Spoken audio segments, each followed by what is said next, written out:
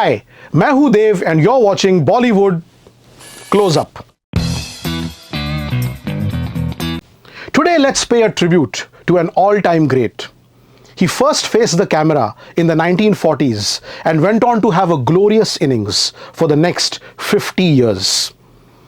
Filmmakers respected him, his co-stars loved him, and the audiences loved, respected and even feared him.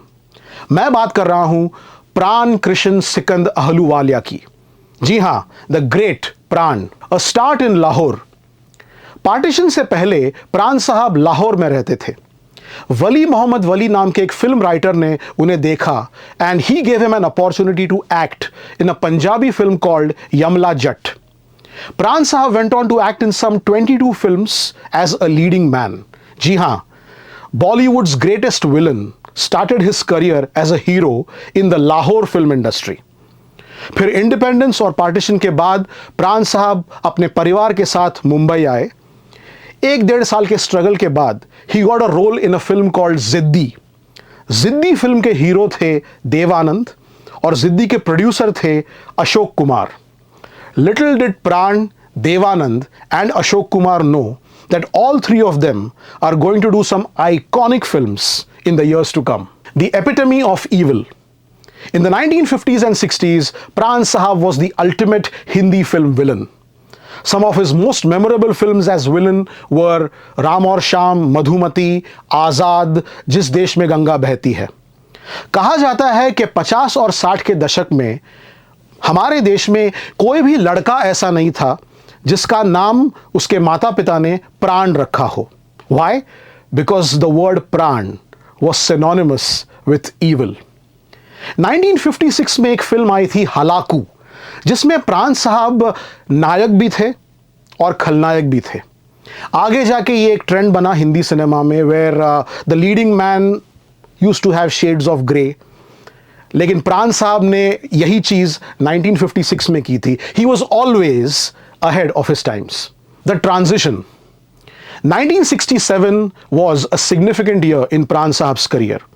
काफी villainous roles करने के बाद उन्हें ऐसा लगने लगा कि अभी मुझे कुछ अलग करना चाहिए. I need to shift from villainy to a character actor.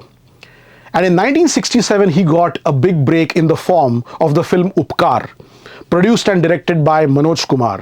Manoj Kumar साहब ने प्राण साहब को मलंग चाचा का रोल दिया.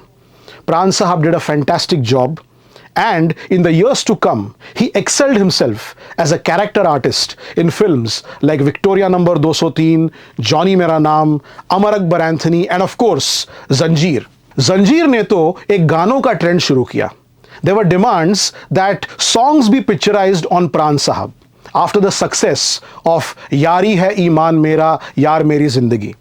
प्राण साहब पे काफ़ी सारे गाने पिक्चराइज हुए 70 के दशक में, जैसे कि हम बोलेगा तो बोलोगे के बोलता है from the film Kasauti, Michael दारू पी के दंगा करता है from the film Majboor, and इशारों को अगर समझो राज को राज रहने दो from the film Dharma. Quite a transition from a villain to a character artist to a song specialist. Different shades. Pran sahab अपने हर एक रोल में कुछ अलग करने की कोशिश करते थे. It all began with the getup.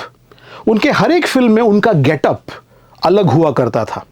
याद कीजिए डॉन फिल्म में उनका getup, black wig, black shirt, black trousers. या फिर अमर अकबर एंथनी का getup which was inspired by the former American president Abraham Lincoln.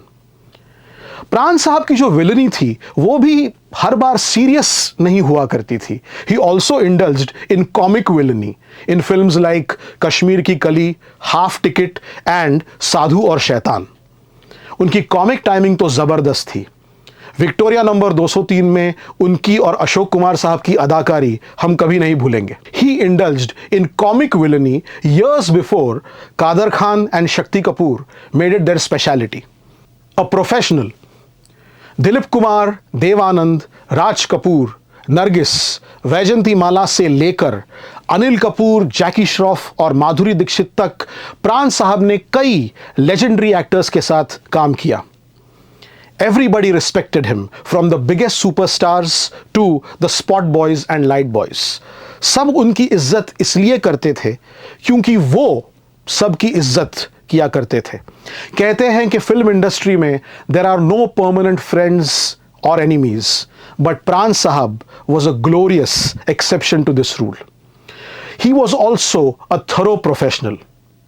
Early 1970s में मनोज कुमार साहब ने उन्हें एक पठान का रोल ऑफर किया in his film Shor. Now Pran sahab had reason to be grateful to Manoj Kumar sahab, क्योंकि मनोज कुमार साहब ने ही उन्हें मलंग चाचा का वो आइकॉनिक रोल दिया था इन द फिल्म उपकार. लेकिन फिर भी प्राण साहब ने शोर फिल्म में पठान का रोल करने से मना कर दिया. उसकी वजह यह थी that Pran sahab had just accepted the role of a Pathan in a film called Zanjeer. और प्राण साहब को यह लगा कि वो एक ही किस्म का रोल अगर दो फिल्मों में करे, दो ऐसी फिल्में जो साइमल्टेनियसली बनने वाली थी और शायद साइमल्टेनियसली रिलीज भी होने वाली थी, then it will be unfair for both films. कई साल बाद जब ऋषि कपूर अपना डायरेक्टोरियल डेब्यू कर रहे थे विद द फिल्म आ अब लौट चले, तो वो प्राण साहब के पास गए and he offered him the role of the hero's grandfather in the film. लेकिन प्राण साहब ने वो रोल करने से भी मना कर दिया.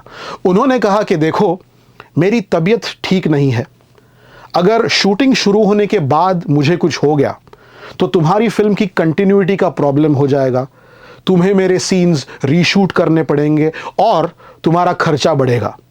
और अगर ये सब हुआ तो मैं मेरे दोस्त राज कपूर को क्या मुंह दिखाऊंगा. That was Pran sahab for you, always putting the interest of the film before his own. This then was my tribute to the great प्राण.